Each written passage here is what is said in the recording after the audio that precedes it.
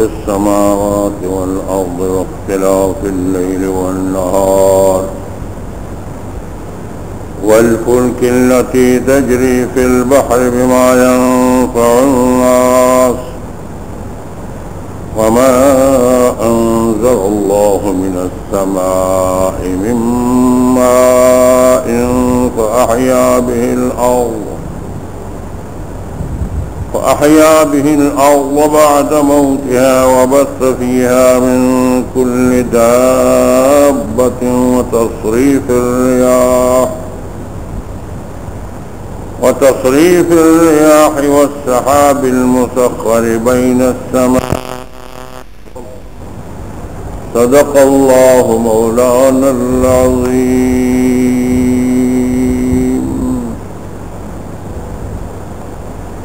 اب اللہ تعالی جل جلالہ عم نوالہ دعوی توحید کے بعد گزشتہ رکوع میں اللہ تعالی نے فرمایا وَإِلَٰهُكُمْ إِلَٰهٌ وَاحِدٌ لا الہ الا هو الرحمن الرحیم.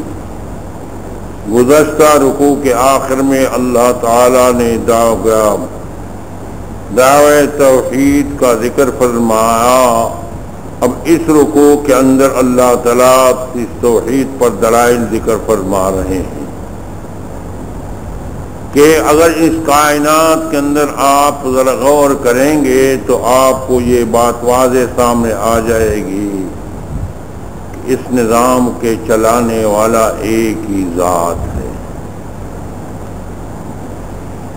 اللہ فرماتے ہیں یہ کائنات یہ میرے وجود پر دلیل ہیں، میرے خدائی پر دلائل ہیں. اب میں ذرا مثال سے آپ کو سمجھا دوں. فرماتے ہیں یہ واقعہ بار بار آپ نے سنا ہوگا کہ حضرت امام الائمہ امام ابو حنیفہ رحمۃ اللہ علیہ کے دور میں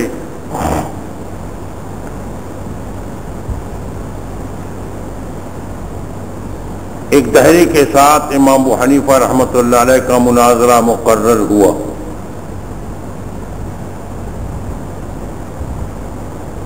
وقت بھی طے ہوا کہ فلان وقت پہ مثلا صبح 8 بجے یا 10 بجے کوئی وقت بھی، وہ گھنٹوں کا نظام تو زیادہ نہیں تھا لیکن پار کے حساب کرتے تھے کہ دن کے اتنے پار ہیں، رات کے اتنے پار ہیں.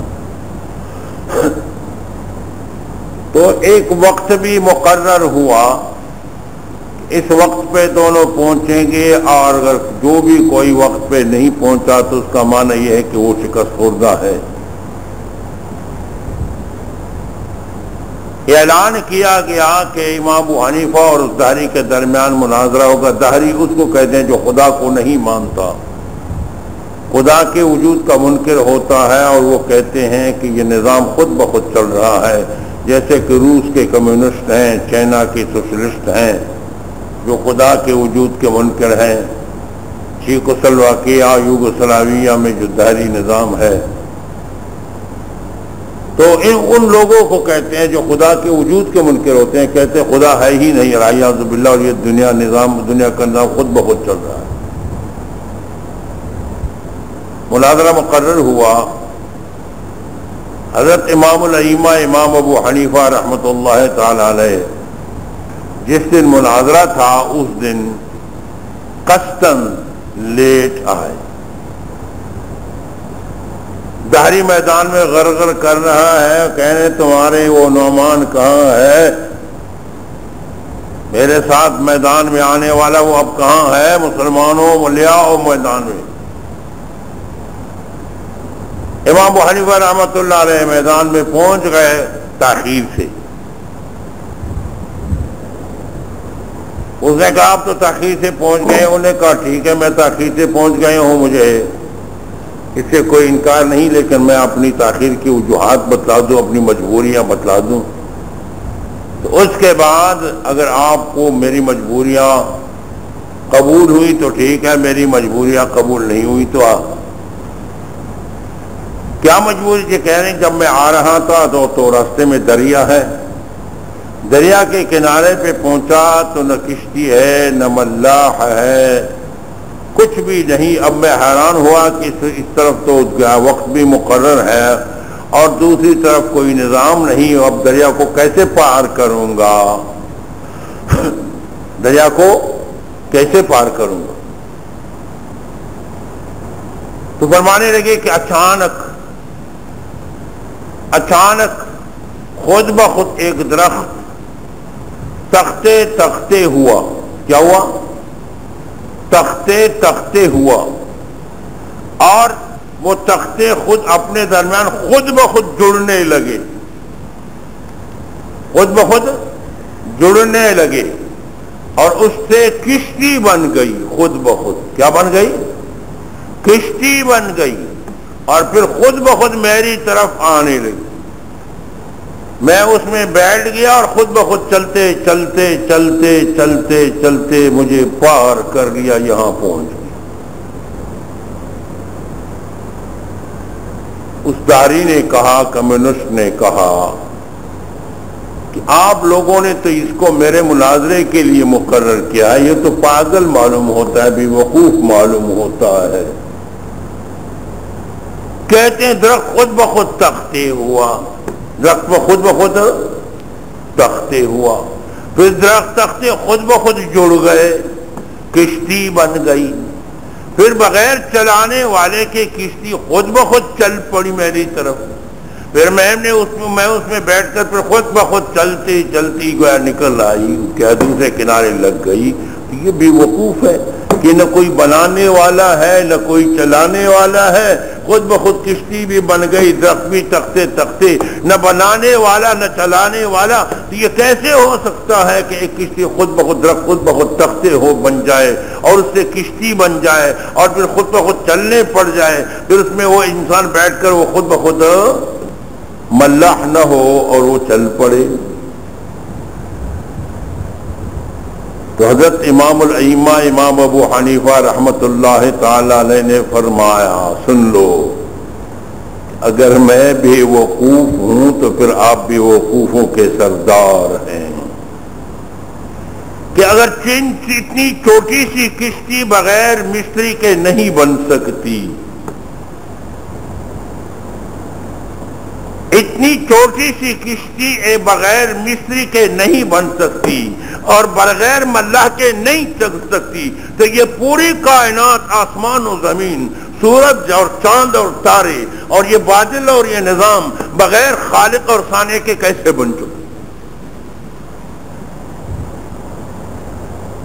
ہاں، کشتی تو آپ نے دیکھا ہے اس نہر کے اندر، اتنی سی کشتی خود بخود نہیں بن سکتی۔ اگر میں نے یہ دعویٰ کیا کہ یہ کشتی خود بخود بن گئی تو مجھے بے وقوف آپ نے سمجھا، تو آپ تو ان پوری کائنات کو کہہ رہے ہیں کہ خود بخود بن چکی ہے۔ تو اگر میں بے وقوف ہوں تو آپ بے وقوفوں کے سردار ہیں۔ یہ کائنات اس بات کی دلیل ہے کہ اس کے لیے کوئی پیدا کرنے والا ہے، بنانے والا ہے، چلانے والا ہے، جو ہمیں نظر نہیں آتی وہ ذات، وہ پاک ذات ہے، قادر مطلق ہے، اس نظام کو وہی چلا رہا ہے۔ اللہ تعالیٰ اسی بات کی طرف یہاں انداز اور ہے، بالکل یہی حقیقت اللہ تعالیٰ سمجھانا چاہتے ہیں۔ اللہ اپنی توحید پر اور اپنی ذات پر دلیل پیش کرتے ہیں۔ اللہ تعالیٰ فرماتے ہیں، اعوذ باللہ من الشیطان الرجیم، بسم اللہ الرحمن الرحیم، ان فی خلق السماوات والارض واختلاف اللیل والنہار والفلک التي تجری فی البحر بما ينفع الناس وما انزل اللہ من السماء من ماء فاحیا به الارض بعد موتها۔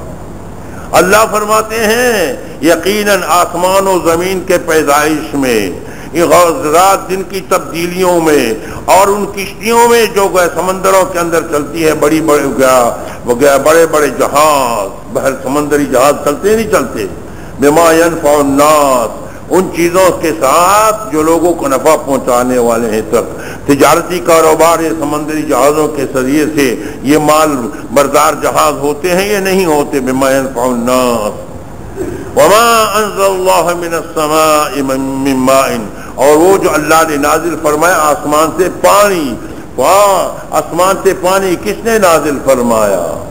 اللہ نے۔ ذرا شوق دیکھو، کس نے نازل فرمایا؟ اللہ نے۔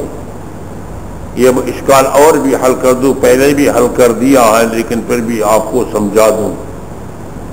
لفظ سما عربی زبان میں عام ہے، جو آپ سے اوپر ہو اس کو سما کہتے ہیں۔ یہ حقیقت میں نے ابتدا میں بھی سمجھایا تھا، جو ابتدا سے چل کے آ رہے ہیں۔ کل ما فوقک فہو سما، چھت کو بھی سما کہتے ہیں، بارش پر بھی سما کا اطلاق آتا ہے، بادل پر بھی سما کا اطلاق آتا ہے، اور آسمان پر بھی سما کا اطلاق آتا ہے۔ تو لفظ سما عربی زبان میں اوپر کی، جو اوپر کی چیزیں ان کے لیے استعمال ہوتا ہے یہ لفظ، اس لیے وانزل من السماء ماء پر آپ اعتراض نہیں کر سکتے۔ یہ پانی تو بادل سے آ رہا ہے اور تم تو کہہ رہے ہو کہ آسمان سے آ رہا ہے۔ نہیں سمجھے؟ اللہ سمجھتا فرماتا فاحیا بہ الارض، اللہ تعالی نے آسمان سے پانی نازل فرمایا، پس اس کے ذریعے سے زمین کو زندہ کر دیا بعد موتہا، اس کے بعد کہ وہ غیر آباد تھی، وہ یہ زمین غیر آباد تھی، تو بارشوں کی برکت سے وہ فصل اور پودے وغیرہ سب تازہ ہو جاتے، نہیں تازہ ہو جاتے، نئی نئی چیزیں پیدا ہو جاتی، یہ فصل سب۔ اگر بارشیں بند ہو جائیں تو لوگ چیخنے اٹھ جاتے ہیں، نہریں بھی موجود، دریا بھی موجود۔ اگر بارشیں بند ہو جاتی ہیں تو پھر دریاؤں میں بھی پانی کم ہو جاتا ہے، نہریں بھی خشک ہونے لگ جاتے ہیں، اور کنووں میں بھی پانی گہری گویا ہو جاتی ہے، وہ پانی گہرا ہو جاتا ہے۔ یہ اللہ کا ایک نظام ہے۔ اللہ فرماتے ہیں دیکھو ایک ہی زمین ہے یا نہیں، اور ایک قسم کی پانی اوپر سے آ جاتا، ایک قسم کی پانی اوپر سے آ جاتا ہے، اور ایک قسم کی زمین، اور اس میں مختلف آپ دانے ڈال دیتے ہیں،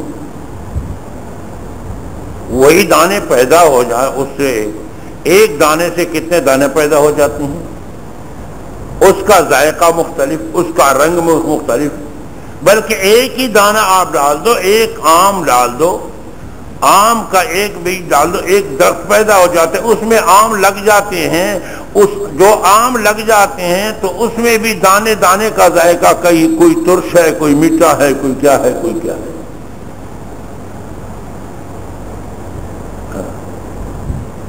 اللہ فرماتے ہیں وَبَثَّ فِيهَا مِن كُلِّ دَابَّةٍ، اور اللہ تعالیٰ نے پھیلایا اس زمین کے اندر ہر قسم کے جاندار چیزوں کو۔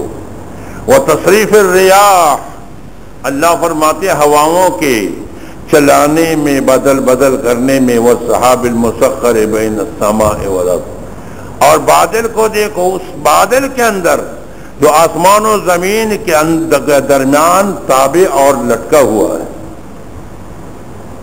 اللہ فرماتے ہیں لآیات لقوم یعقلون، ان کائنات کے اندر، آسمان کے اندر، زمین کے اندر، رات دن کی تبدیلیوں کے اندر، سورج کو اپنے وقت کے چلنے کے اندر، ہواؤں کے چلنے، بادلوں کے چلنے میں، ان اور بادلوں سے بارش برسنے میں، اور اس سے مختلف قسم کے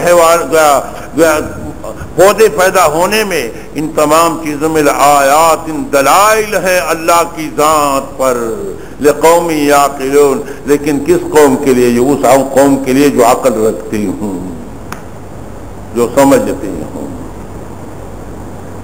جو بے وقوف ہوتے ہیں وہ غیر اللہ کی طرف جاتے ہیں۔ اللہ تعالیٰ فرماتے ہیں جو ایماندار ہوتے ہیں وہ اللہ کی طرف آتے ہیں۔ اب اللہ فرماتے ہیں وَمِنَ النَّاسِ مَن يَتَّخِذُ مِن دُونِ اللَّهِ أَندَادًا۔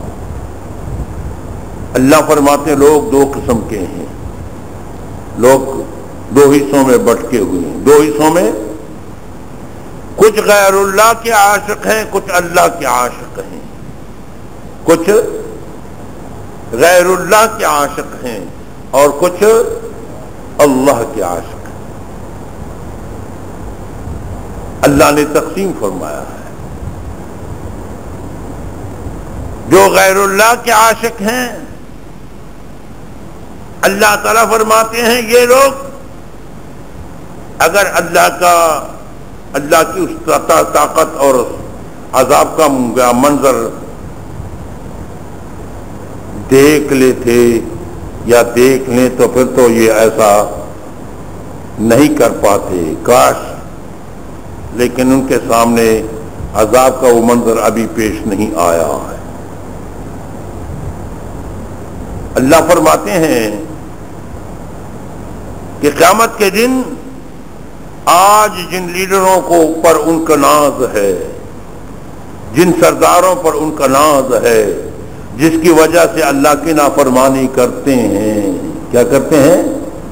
جی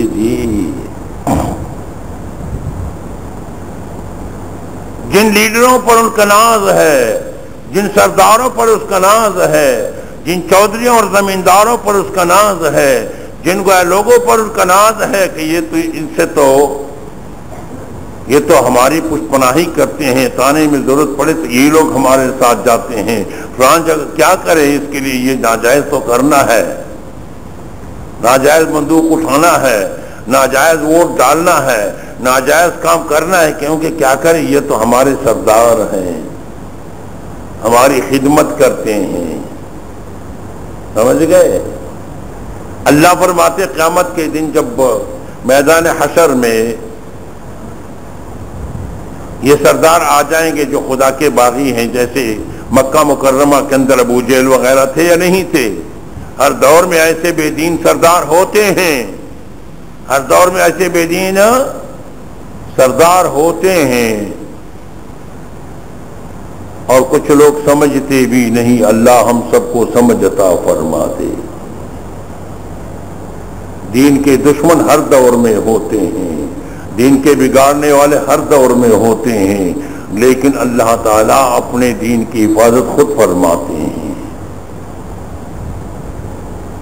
تو قیامت کا دن جب لگ جائے گا، حساب و کتاب شروع ہو جائے گا، تو جب وہاں موقع آ جائے گا تو یہ سردار کہیں گے یہ خود بخود ہمارے پیچھے آ رہے تھے، ہمارا ان سے کوئی تعلق نہیں۔ ہاں آج تو آپ کو کہہ رہے ہیں کہ دیکھو طاقت کا سرچشمہ عوام ہے، کہہ رہے نہیں کہہ رہے، یہ بھی شرک کا کلمہ ہے۔ طاقت کا سرچشمہ کون ہے؟ ذوق سے کہو کون؟ طاقت کا سرچشمہ کون؟ اللہ۔ کہتے ہیں طاقت کا سرچشمہ عوام ہے، یہ بھی شرک کا کلمہ ہے۔ طاقت کا سرچشمہ ایک ہے، اللہ کی ذات ہے۔ تو فرماتے ہیں کہ قیامت کے دن یہ لوگ بیزار ہو جائیں گے اپنے ورکروں سے، اپنے کارکنوں سے، اپنے کاشتکاروں سے، یہ چودھری، زمیندار، سرمایہ دار، یہ خان وڈیرے، نواب، قیامت کے دن یا اللہ یہ خود بخود گناہ کرتے رہے، ہم اس کے ذمہ دار نہیں۔ جب یہ بیزار ہو جائیں گے تو یہ غریب عوام کہیں گے جو ان کی وجہ سے بے دینی کر چکے تھے، ان کی وجہ سے قتل کرتے تھے، ان کے کہنے پر شرک کرتے تھے، ان کے کہنے پر کفر کرتے تھے، ان کے کہنے پر غیر اللہ کی پوجا پاٹ کرتے تھے، کا اعلان کر لیں گے قیامت کے دن، تو یہ غریب عوام بھی کہہ دیں گے یا اللہ دنیا میں ہمیں واپس بھیج دو تاکہ ہم بھی ان سے اسی طرح براءت کا اعلان کر دیں جیسے ابھی ان لوگوں نے ہمیں چھوڑ دیا۔ یا اللہ ایک موقع ہمیں بھی دے دو تاکہ ہم بھی ان سے براءت کا اعلان کر دیں دنیا میں۔ اللہ تعالی ہمیں اپنی محبت سے نواز دے۔ اللہ تعالیٰ یہ وعدے کرنا چاہتے ہیں کہ یہ غیر اللہ کی محبت کا علامت نہیں، اللہ کی محبت کا علامت ہے۔ اللہ فرماتے ہیں وَمِنَ النَّاسِ مَن يَتَّخِذُ مِن دُونِ اللَّهِ أَندَادًا، یحبونہم کحب اللہ والذین آمنوا اشد حبا للہ. فرماتے من الناس، بعض لوگوں میں سے وہ ہیں یتخذ من دون اللہ، جو اللہ کے سوا شریک بنا رکھے ہیں. یحبونہم، ان سے ایسی محبت کرتے ہیں کحب اللہ، جیسے اللہ کے ساتھ محبت کرنا چاہیے. یہ غیر اللہ سے ایسی محبت کرتے ہیں جیسے اللہ سے کرنا چاہیے. مشرکین مکہ بتوں کی پوجا پاٹ کرتے. ہاں اور آج بھی اگر وہ شرک جلی نہیں ہے تو شرک خفی میں تو مسلمان بھی مبتلا ہے. سمجھ گئے؟ شرک جلی تو نہیں ہے، شکر ہے، لیکن شرک خفی میں مسلمان بھی مبتلا ہے. غیر اللہ سے زیادہ محبت ہے یا نہیں ہے؟ بیٹے کے لیے خدا کو ناراض کر رہے ہیں؟ نہیں ناراض کرتے، سیدھی بات کہو. سود پر پیسے لیتے ہیں بیٹے کے لیے، کوٹھی بناتے ہیں. سود پر پیسے لیتے ہیں بیٹے کے لیے، کار لیتے ہیں. سود پر پیسے لیتے ہیں بیٹے کے لیے، کارخانہ بناتے ہیں. سود پر پیسے لیتے ہیں، ہے یا نہیں ہے؟ یہ غیر اللہ کو اللہ کی محبت پر ترجیح دینا ہے یا نہیں ہے؟ اگر اللہ کی محبت اس پر غالب ہوتی تو یہ کبھی غیر اللہ کے لیے، کبھی بیوی کے لیے، کبھی بیٹے کے لیے، کبھی بھائی کے لیے، کبھی عزیز کے لیے خدا کو ناراض نہ کرتے.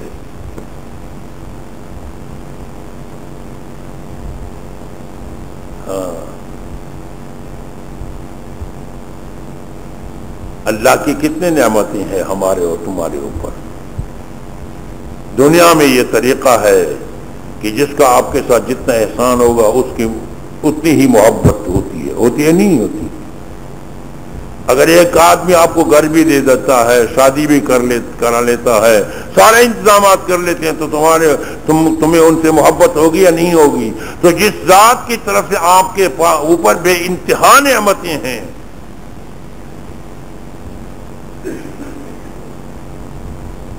بے انتہا نعمتیں ہیں، تو محبت اس کے ساتھ ہونی چاہیے. اس کی محبت درکار آمد ہے. سمجھ گئے؟ غیر اللہ کی محبتوں کو دل سے نکالنا چاہیے. اللہ فرماتے والذین آمنوا، وہ لوگ جو ایماندار ہیں، ایمان لائے ہیں، اشد حبا للہ، وہ خدا کے ساتھ زیادہ محبت کرنے والے ہوتے ہیں. وہ مخلوق سے محبت نہیں کرتے، وہ خالق سے محبت کرتے. مخلوق سے نہیں، خالق سے محبت. اگر خالق کی محبت غالب آ جائے تو سارے مسائل حل ہو جائیں گے. حرام خوری سے ہم بچ جائیں گے، بد نظری سے ہم بچ جائیں گے کہ اللہ تعالیٰ ناراض ہو جائے گا. نیچے دیکھیں گے، اللہ کا حکم ہے یغضوا من ابصارہم، ہے یا نہیں ہے؟ آنکھوں کو، نظر کو نیچے رکھ، نظر کو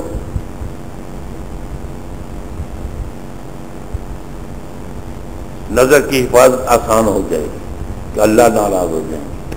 حرام خوری سے بچنا آسان ہو جائے گا کہ اللہ ناراض ہو جائے گا. گاڑی لے لیتے ہیں جی، انشورنس کرنا ہے، نقصان ہو جائے گا، گاڑی نقصان ہو جائے گا، پھر کیا کریں گے؟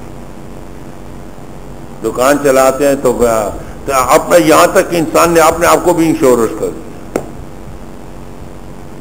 کرتے نہیں کرتے؟ اپنے آپ کا بھی بیمہ کرتے ہیں. انسانوں کا بھی بیمہ شروع ہو چکا ہے، گاڑیوں کا. انسان نے بھی اپنی ذات کی بھی قیمت لگا لی. سمجھ گئے؟ اللہ سمجھتا.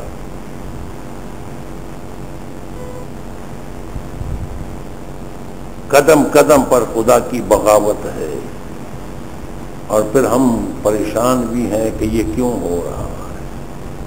یہ خدا کی محبت نہیں، مخلوق کی محبت غالب ہے. والذین آمنوا اشد حبا للہ، صحابہ کرام رضوان اللہ علیہم اجمعین پر خدا کی محبت غالب. پیسے جمع، شادی تیار، جہاد کا اعلان ہو رہا ہے. خدا کی محبت کا غلبہ دیکھو. انہی پیسوں سے، شادی کے پیسوں سے اسلحہ خرید کر میدان جہاد میں جا رہا ہے۔ یہ خدا کی محبت کا غلبہ ہے۔ ہاں؟ جس پر خدا کی محبت کا غلبہ آ جاتا ہے پھر سب کچھ قربان۔ ایک صحابی جو پورا مدینے میں نازنین اور سب سے زیادہ قیمتی کپڑا پہننے والا، جب محمد مصطفیٰ صلی اللہ علیہ وسلم پر ایمان لے آئے تو گھر والوں نے گھر سے نکال دیا، انہوں نے گھر سے نکلنا منظور کر لیا، جاؤ گھر سے نکل جاؤ۔ چچا نے ان سے کپڑے اتروائے، ننگا کر دیا۔ امی نے تو پٹھا دے کر کے اس کو باندھ لو، چچا نے اس کو ننگا کر کے کہ گھر سے نکل جاؤ۔ لیکن خدا کی محبت کا غلبہ تھا، محمد مصطفیٰ صلی اللہ علیہ وسلم کے پاس پہنچی، سب کچھ قربان کر دیا، عزت بھی قربان کر دی، دولت بھی قربان کر دی، رشتوں کو بھی قربان کر دیا، لیکن پیارے محمد صلی اللہ علیہ وسلم کے دین کو قربانی کے لیے تیار نہیں تھا۔ حضور صلی اللہ علیہ وسلم کے دین پر فدائی تھے، عاشق تھے، اشد حب للہ، خدا کی محبت میں مہوا تھے، تو سب کچھ قربان کرنے کے لیے۔ جب غیر اللہ کی محبت نہیں ہوتی دل میں، اللہ کی محبت آ جاتی ہے تو پھر انسان کے لیے سارے اعمال آسان ہو جاتے ہیں۔ آج ہمارے دلوں میں غیر اللہ کی محبت ہے، غیر اللہ کی محبت ہے۔ کسی پر بیوی غالب ہے، بیوی کی محبت کا غلبہ ہے، کسی پر بیٹے کی محبت کا غلبہ ہے، کسی پر دنیا کی محبت کا غلبہ ہے۔ آج دنیا کی محبت کا غلبہ بہت زیادہ آ چکا ہے، کسی پر حرام پرائی عورت کی محبت کا غلبہ ہے۔ جناب محمد الرسول اللہ صلی اللہ علیہ وسلم ایک مرتبہ کتاب الکبائر کے اندر ابن جوزی رحمۃ اللہ علیہ نے لکھا ہے کہ ایک مرتبہ وفد عبد القیس آیا، میں اس لیے یہ سنا رہا ہوں، نظر کی حفاظت کے لیے نظر کی حفاظت بہت ضروری ہے۔ ایک مرتبہ وفد عبد القیس آیا تو وفد عبد القیس کے ساتھ ایک نوجوان لڑکا تھا جو رنگ کے لحاظ سے اچھا تھا، تو محمد مصطفیٰ احمد مجتبیٰ صلی اللہ علیہ وسلم نے فرمایا، بیٹے میرے پیچھے بیٹھ جاؤ، میرے پیچھے بیٹھ جاؤ۔ اس نوجوان کو کہا میرے پیچھے بیٹھ جاؤ۔ اب علماء محدثین سب یہ لکھتے ہیں کہ مسلمان کا یہ عقیدہ ہے اور ہمارا یہ ایمان ہے کہ محمد الرسول اللہ صلی اللہ علیہ وسلم سے کبھی گناہ سرزد نہیں ہو سکتا، وہ معصوم ہوتے ہیں، ان کی حفاظت کی ذمہ داری خدا نے اٹھا رکھی ہے، سارے انبیاء معصوم ہیں اور محمد الرسول اللہ صلی اللہ علیہ وسلم تو سید المعصومین ہیں۔ تو یہ کیوں ایسا کیا؟ اس لڑکے کو پیچھے کیوں بٹھایا؟ حضور سے تو یہ ممکن ہی نہیں تھا، کیونکہ ان کی حفاظت کی ذمہ داری خدا، جب خدا تمہیں کنٹرول میں لے لے تو تم وہ کام نہیں کر سکتے، تو ان کی حفاظت کی ذمہ داری خدا اٹھا رکھے ہیں، تو پھر کیوں اتنے یہ کر چکے ہیں؟ فرماتے ہیں اس لیے کر چکے کہ اپنی امت کو بتلانا چاہتے تھے، تعلیما للامہ، ان کو خود خطرہ نہیں تھا، امت کو بتانا چاہتے تھے کہ دیکھو یہ ایسے خطرناک فتنہ ہے، غیر محرم عورت کو دیکھنا، حسین لڑکے کو دیکھنا، یہ خطرناک فتنہ ہے، اے میری امتیوں اس سے بچ جاؤ۔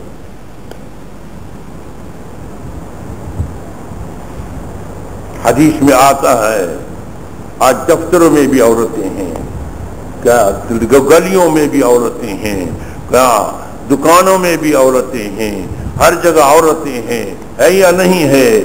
یہ اس لیے میں نے بتلایا۔ حدیث میں آتا ہے العینان تزنیان، آنکھیں بھی زنا کرتی، آنکھیں بھی زنا کرتی۔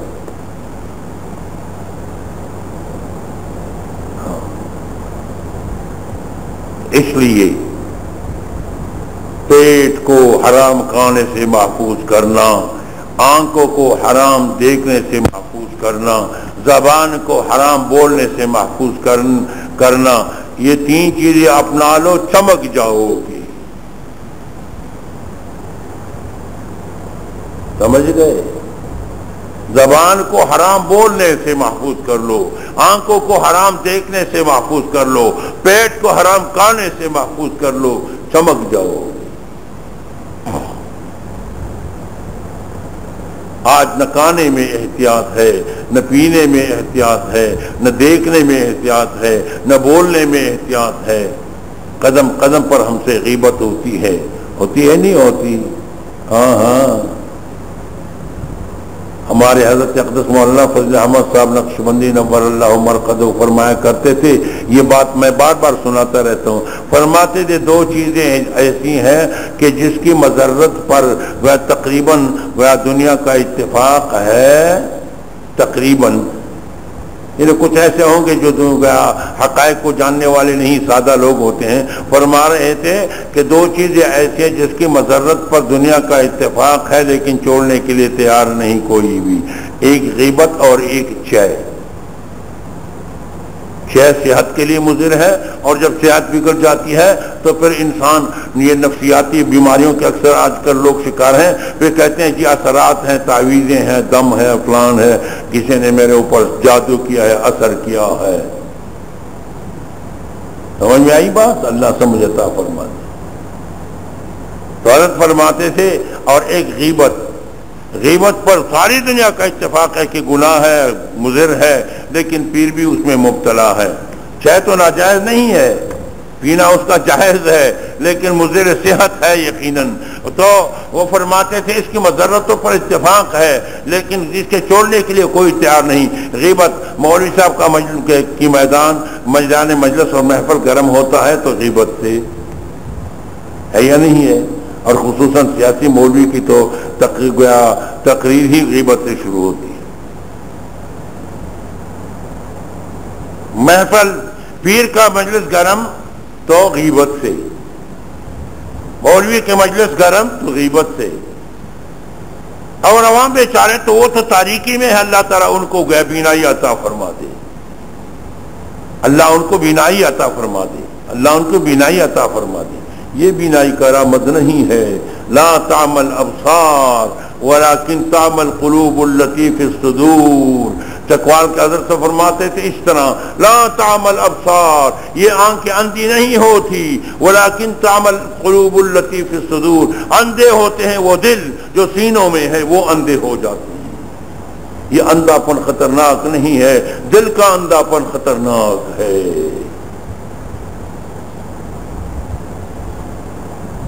سمجھ گئے؟ تو یہ تین چیزیں ایسی ہیں، آنکھ کو حرام سے بچانا چاہیے، زبان کو حرام بولنے سے، غیبت سے۔ آج ہر مجلس غیبت سے گرم ہے، ہر مجلس غیبت سے گرم ہے۔ اللہ تعالیٰ آپ اور ہم سب کی حفاظت فرمائے۔ ہاں ہاں، اور حرام کھانا تو توبہ۔ بس دوست آ جاتے ہیں فتویٰ کے لیے، ہمارا کام تو فتوے کے ساتھ منسلک۔ جی حرام سے بچنا آج کل مشکل ہے، تو پھر میں نے کہا حرام سے بچنا مشکل ہے تو اس کا یہ معنی ہے کہ پھر ہم حرام کی اجازت دے دیں؟ جتنا انسان اپنے آپ کو بچا سکتا ہو تو اتنا تو بچاتا رہے گا۔ اگر اس کی وسعت سے باہر ہو تو اور بات ہے، لیکن جہاں تک اس کی وسعت اور جہاں تک اس کی طاقت ہو، اپنی طاقت کے مطابق، اپنی وسعت کے مطابق تو اپنے آپ کو بچاتا رہے گا۔ یہ اس کا تو یہ معنی نہیں کہ ایک گناہ عام ہو چکا ہے، اس گناہ سے بچنا ذرا مشکل ہو چکا ہے تو اب اس گناہ کو گناہ نہ کہا جائے یا اس گناہ کی اجازت دی جائے۔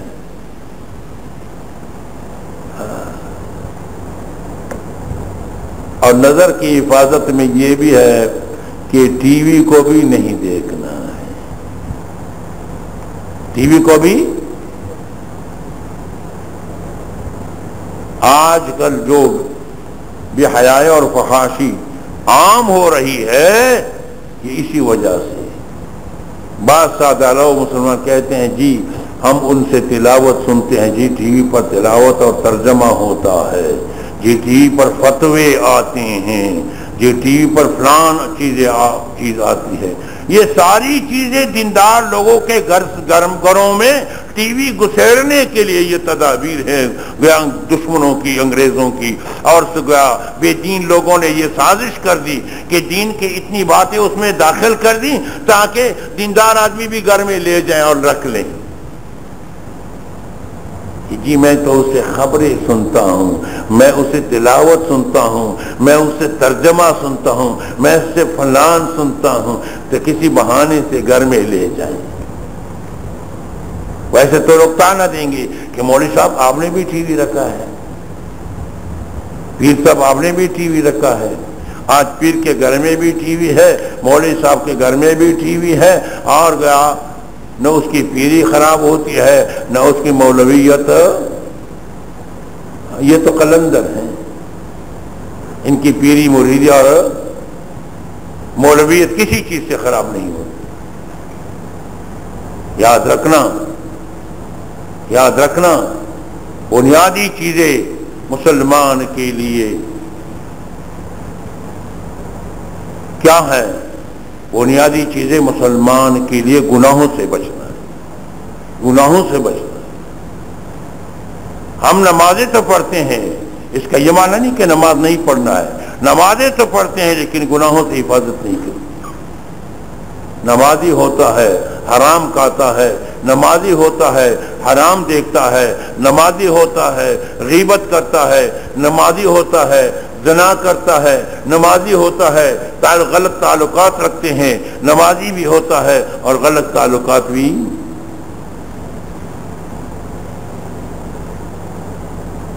تو گناہ سے بچنا بہت ضروری ہے۔ تقوی کا معنی ہے پرہیز، تقوی کا کیا معنی ہے؟ پرہیز۔ تو گناہوں سے پرہیز نہیں ہے، انسان کا دل گناہوں سے کالا ہوتا ہے۔ اسی وجہ سے اللہ والے کہتے ہیں کہ اس گناہوں کے کالا پن کو دھونے کے لیے ذکر اللہ کی ضرورت ہے۔ کس چیز کی ضرورت ہے؟ ذکر اللہ۔ ذکر کرو گے تو دل کے زنگ کو تم دھو بیٹھو گے، اگر ذکر نہیں کرو گے تو یہ دل کالا ہو جائے گا۔ تو یہ فیصلہ کرو گے کہ آئندہ گناہ نہیں کریں گے، اور جو ہو چکے ہیں اس کے دھونے کا انتظام ذکر و فکر سے کریں گے انشاءاللہ۔ ذکر کی زندگی اپناؤ گے تو کامیاب ہوں گے، ذکر کی زندگی اپناؤ گے تو کامیاب ہوں گے۔ ذکر کی وجہ سے اللہ کی محبت آتی ہے۔ والذین آمنوا اشد حبا للہ۔ اگر آپ چاہتے ہیں کہ خدا کی محبت ہمارے سینوں میں آ جائے تو یہ ذکر کرتے رہو کرتے رہو کرتے رہو کرتے رہو، یہاں تک کہ لوگ یوں سمجھے کہ یہ تو صاحب پاگل بن چکا ہے، ہر وقت اللہ اللہ کرتا ہے۔ سمجھ گئے؟ اللہ سمجھ عطا فرما دے۔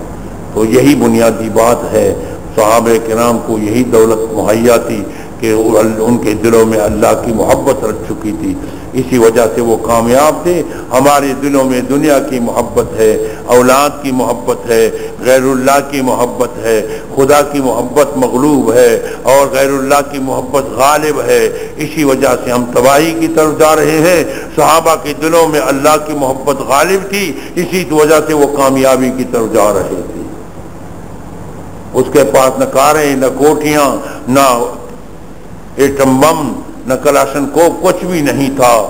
آپ نے غزوہ بدر کی تاریخ وہ سنی ہوگی بار بار کہ کیا مسلمانوں کے پاس کتنی تلواریں تھے اور کفر کے پاس کتنی طاقت تھی، ان کی تعداد کتنی، اس کی تعداد کتنی، اس کی تلواریں کتنی، ان کی تلواریں کتنی، اور فتح پھر بھی مسلمانوں کو حاصل ہوئی۔ یہ کیوں حاصل ہوئی؟ کیونکہ مسلمانوں کے دل میں اللہ کی محبت کا غلبہ تھا، مشرکین کے دلوں میں غیر اللہ کی محبت کا غلبہ تھا۔ اللہ والے غالب آئے اور غیر اللہ والے مغلوب ہو گئے۔ ان تنصروا اللہ ینصرکم ویثبت اقدامکم۔ اللہ تعالی ہمیں اپنی محبت نصیب فرما دے تو مسلمان کی کامیابی۔ ہاں یہ نہ سوچو، میں بار بار یہ کہتا رہتا ہوں، یہ نہ سوچنا کہ جی ابھی تو زندگی کافی ہے، ابھی تو جوان ہوں، پھر کروں گا پھر کروں گا پھر کروں گا۔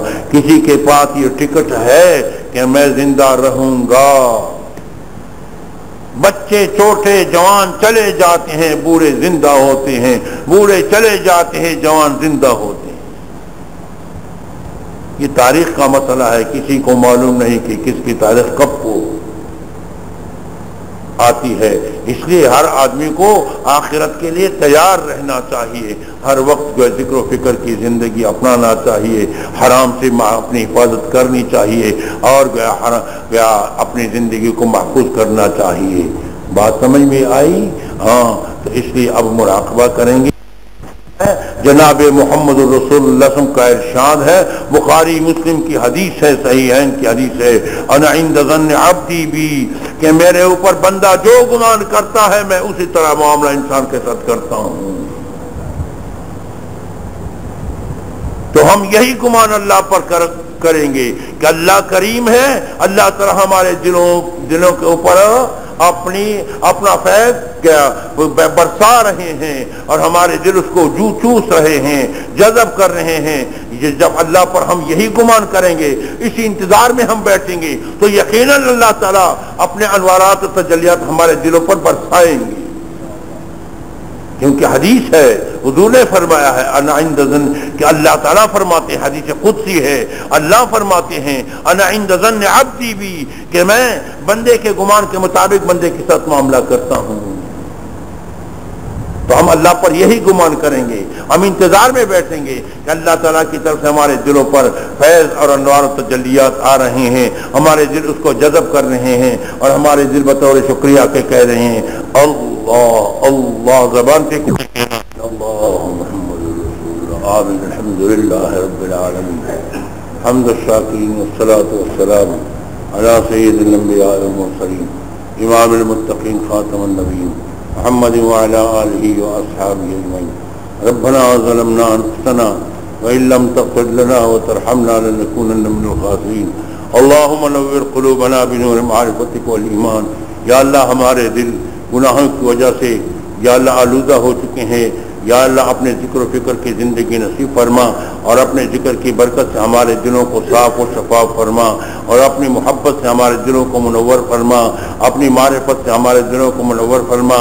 یا اللہ اپنے پیارے حبیب جناب رسول اللہ صلی اللہ علیہ وسلم کی محبت نصیب فرما، یا اللہ جہاد فی سبیل اللہ کی محبت نصیب فرما، یا اللہ اتباع سنت نصیب فرما، اتباع سنت نصیب فرما، گناہوں سے پرہیز نصیب فرما، گناہوں سے پرہیز نصیب فرما۔ یا اللہ ہمیں غیب سے حفاظت فرما، گناہوں سے یا اللہ محفوظ فرما، یا اللہ گناہوں سے محفوظ فرما۔ ہم تو کمزور ہیں، بیکار ہیں، یا اللہ یا ارحم الراحمین، یا اکرم الاکرمین، خود یا اللہ اپنی غیب سے حفاظت کے انتظامات فرما، اور ہماری یا اللہ ہمیں یا حسین یا اللہ پرہیز اور تقوی والی زندگی نصیب فرما، تقوی والی زندگی نصیب فرما۔ یا اللہ صحت نصیب فرما، اور صحت کو دین کے لیے استعمال فرما۔ یا اللہ حاسدین مفسدین کی شر سے محفوظ فرما، حاسدین مفسدین کی شر سے محفوظ فرما۔ یا اللہ ہمارے تمام حاجتوں کو غیب کے خزانوں سے پورا فرما، تمام مشکلات کو حل فرما۔ جن دوستوں نے دعا کے لیے کہا ہے یا اللہ گناہگار ہیں، بیکار ہیں، لیکن یا اللہ تیرے نام کے یاد کرنے والے، اور یا اللہ تمہارے پیاروں سے محبت کرنے والوں میں شمار ہیں، یا اللہ اس پاک نسبت کی وجہ سے یا اللہ ان کے دلوں کے مرادوں کو شریعت کے مطابق پورا فرما، چاہے ہمارے مرید ہیں، ہمارے شاگرد ہیں، دور ہیں یا قریب ہیں، احباب ہیں، ان کے جو حاجات ہیں، جن مقاصد کے لیے دعا کے لیے کہا ہے، یا اللہ ٹیلی فون آ رہے ہیں، مختلف طریقوں سے دعائیں لوگ چاہتے ہیں، ان کا حسن ظن ہے، یا اللہ ان کے ساتھ اپنے حسن ظن کے مطابق معاملہ فرما، اور ان کے تمام حاجات کو شریعت کے مطابق پورا فرما، ان کے مشکلات کو حل فرما، ان کے مشکلات کو حل فرما، ان کے مشکلات کو حل فرما، بے روزگاروں کو روزگار مہیا فرما۔ یا اللہ تقوی اور طہارت کی زندگی نصیب فرما، تقوی اور طہارت کی زندگی نصیب فرما، تقوی اور طہارت کی زندگی نصیب فرما۔ یا ارحم الراحمین، یا اکرم الاکرمین، ہمارے تمام دعاؤں کو قبول فرما، اور یا اللہ مجاہدین کی سرپرستی فرما۔ یا اللہ جنوبی وزیرستان میں یا افغانستان میں یا کشمیر میں جہاں جہاں مظلوم مسلمان ہے، یا اللہ ان یتیموں کی طفیل، یا اللہ شہداء کے خون کے طفیل، ان کی مدد فرما، یا اللہ ان کی مدد فرما، ظالموں کو شکست نصیب فرما، ظالموں کو شکست نصیب فرما، یا اللہ ظالموں کو ذلیل فرما، یا اللہ یا ارحم الراحمین، یا اللہ کفر کی دنیا یا اللہ آج مسلمانوں کو استعمال کر رہی ہے، یا اللہ ان کو ذلیل فرما، اور یا اللہ ان کو خود شکست نصیب فرما، یا اللہ شکست نصیب فرما، اور مسلمانوں کو مجاہدین کو فتح نصیب فرما، فتح نصیب فرما، فتح نصیب فرما۔ ربنا هب لنا من ازواجنا وذرياتنا قرة اعين واجعلنا للمتقين اماما، واجعلنا للمتقين اماما، واجعلنا للمتقين اماما۔ اللهم ارزقنا اماما عادلا، اللهم ارزقنا اماما عادلا، اللهم ارزقنا اماما عادلا۔ اللهم نجنا من حكومة المنافقين، اللهم نجنا من حكومة المنافقين، اللهم نجنا من حكومة المنافقين۔ وصلى الله تعالى على خير خلقه محمد وآله وصحبه أجمعين۔